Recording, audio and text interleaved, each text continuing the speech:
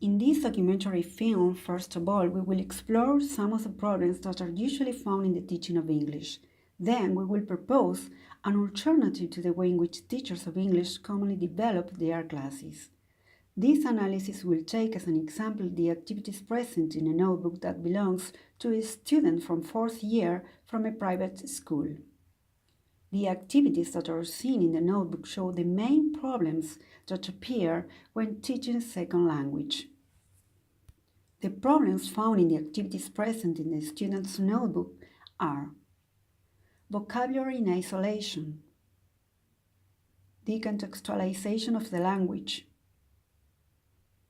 focus on grammar,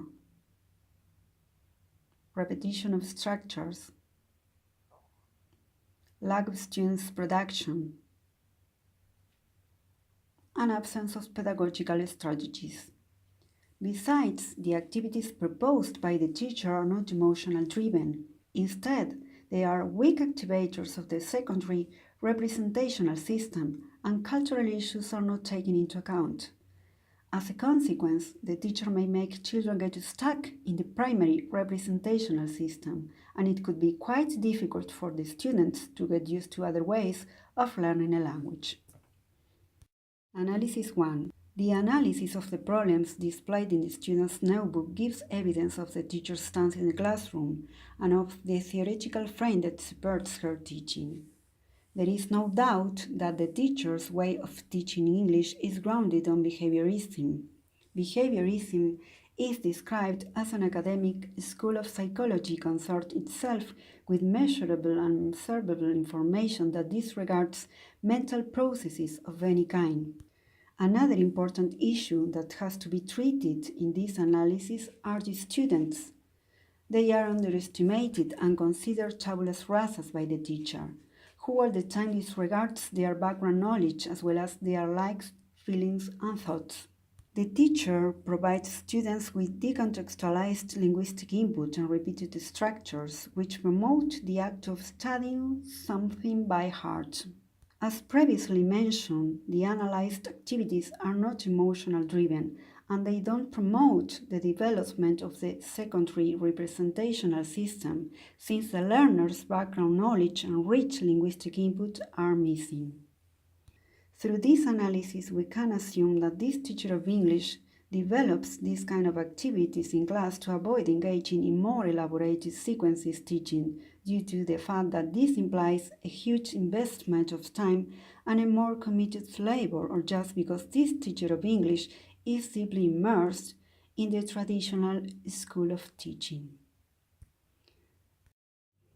In the following activity, we can observe first, how the teacher exposes students to the new language, second, the relation between signifiers and signifieds, and third, how the student's mind remains in the primary representational system.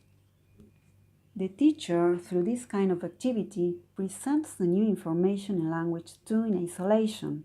The mind is expected to get the sensory data and to acquire the given input through instances of repetition. The student's mind will process the information in this way: picture plus oral word plus written word. Here, there is no possible connection between the signifiers and signifieds. In fact, through this way of learning a foreign language, the cultural issues are not taken into consideration. Only when the learner is able to give cultural sense to the words he or she hears in language 2, the act of signification becomes useful for an individual and the secondary representational system can be developed. In this particular case, it is possible to say that the teacher doesn't develop the secondary representational system of her students, and she doesn't go beyond the representation that students have of that images. In contrast, if the students are provided with a linguistic input which comes from a contextualized picture, they will be able to organize the new language within a meaningful setting. The next activity can be analyzed bearing in mind Karmilov's theory. Here, children would not acquire the linguistic element just by using it repeatedly. First, kids need to be exposed to rich and contextualized input in order to get to implicit knowledge 1. Then they need to keep on being in contact with input in context, and with the teacher's mediation, they might notice the linguistic input she wants to teach. After that, they could get to explicit knowledge 2 and start thinking in a metalinguistic level, in which they can explain the structure of the language. However, in 4th year, that is something too difficult to achieve.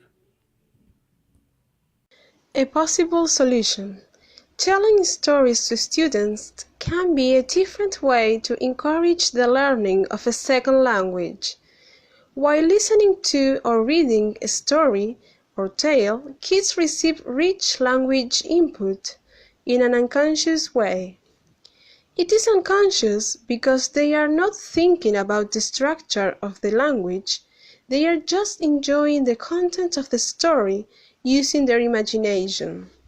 However, being exposed to stories, learners can set the parameters in the second language and the teacher can intervene in the process. Furthermore, story in Spanish can be a great tool to contextualize the teaching of English and set the necessary cultural grounds on which the linguistic input will be materialized. The following drawing has been made by a girl of 7 years old after listening to a story in her mother tongue. The story is called ¿Qué es el amor? And it is about a girl who wants to know what love is and asks many people to find it out.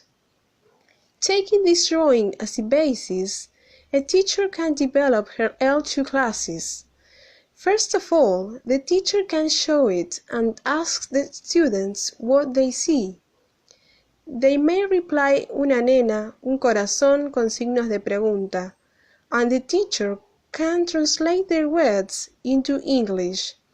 There is a girl and a heart with question marks.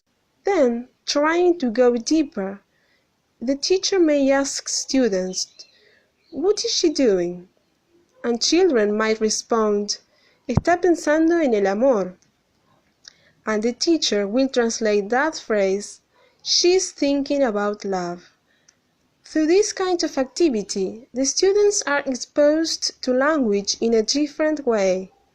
The teacher, together with the students, creates a 4-line story on the basis of the drawing and the kids' inferences about what they see.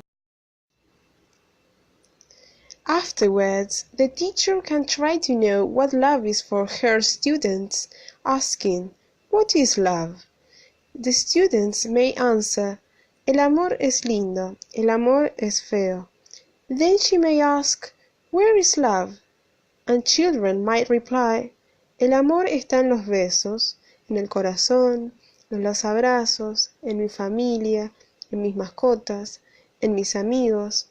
Once more, the teacher can create a text with what the students have told her. Love is ugly or nice. Love is in kisses, in the heart, in hugs, in my family, in my pets, and in my friends. A third activity to develop with the students can be watching a short video about love that is called In a Heartbeat. The video is about a boy who is in love with another boy, but he's too shy to tell him. However, several times his heart insists on showing the love he feels for the other boy. Consequently, his heart puts him on evidence, demonstrating love in front of all their mates at school. As the other boy feels ashamed because of his mates are watching them, the heart gets broken and his owner runs to cry under a tree.